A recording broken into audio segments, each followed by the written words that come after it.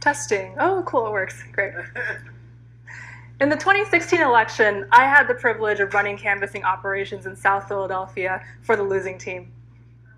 Now, politics aside, there's something really magical about a bunch of strangers just coming together and mobilizing around something that we all see is just so much greater than ourselves.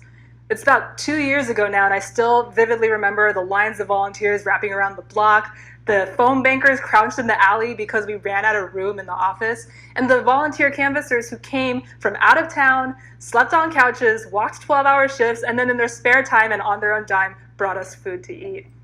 That was by far, being part of that, one of the most important things I've ever done, and probably the most American I've ever felt.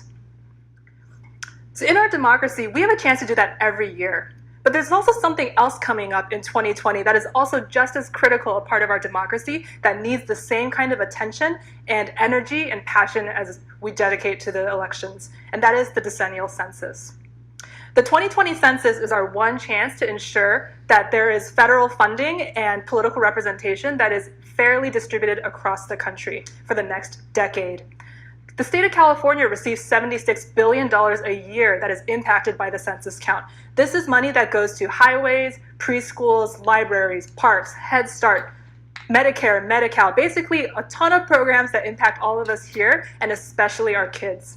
The 2010 census undercounted 1 million children in the US, and that resulted in $20 billion that could have gone to overcrowded classrooms or the shuttered Head Start programs or understaffed emergency rooms. This is an issue. 10 years is a long time. That's 2.5 presidential elections. A lot could change during that time, but by the time we do have a chance to revise that number, our kids who were 5 are now turning 15. So how does that impact life as we know it here? In California in 2010, there was also an undercount of 1 million people. 100,000 of them were in San Francisco. So this is one of the reasons why California is known as a donor state, because it costs the state $20,000 for every person who is not counted. So in the end, we are paying much more in federal taxes than what we're getting back. So the stakes are high, and we have a history of undercount. What else, right? Well, the 2020 census is the first census that's going to be conducted online. So we have some technology issues where we have people on the wrong side of the digital divide that's going to have issues with access. This is also the first census that will potentially have a question about your citizenship.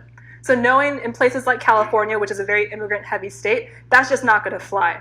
So all of that said, the Government Accountability Office has rated the census as high risk, and the Bureau itself has projected that the self-response rate could be as low as 60%. The state of California is home to 10 of the 50 hardest to count counties in the country. So you do the math.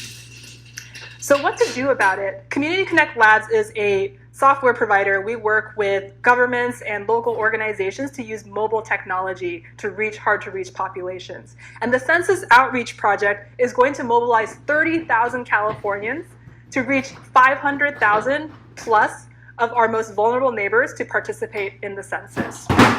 Now, we will focus on hard-to-count communities. So these are historically undercounted groups, low-income, minority, marginalized groups. And what we're going to do is we're going to take the majority of this 30,000 people and we're going to direct them to apply for census jobs as enumerators. You know, the people who come and knock on your door and ask the census questions if you don't participate. Now, these enumerators are really important because they are our last chance at getting the shot right. To make them more successful, they need to be people who speak the local languages. They need to reflect the communities that they're counting. And so we're going to shepherd, using our technology and our relationships, a pipeline of local qualified candidates that will make it through the hiring process. And then on the side, we will also create the partnerships and the infrastructures needed to make them successful. The rest of the 30,000 people we're going to direct to the front lines as canvassers and outreach workers. These are going to be messengers of truth. They're going to tell facts, and they're going to encourage hard-to-count communities to participate in the census before the enumerators are even deployed. These people will use mobile messaging technology not to replace their interactions, but to really amplify what they're doing. We have innovative technology, we have a strong relationship with the US Census Bureau, and we have a track record of working with local government and nonprofit organizations to get things done. We have worked across from Los Angeles to Fresno to San Jose, and we're really excited to get going. Because of your support, if you join us in this work, all of us here can say we all count, and together we are greater than the sum of our parts. Thank you very much.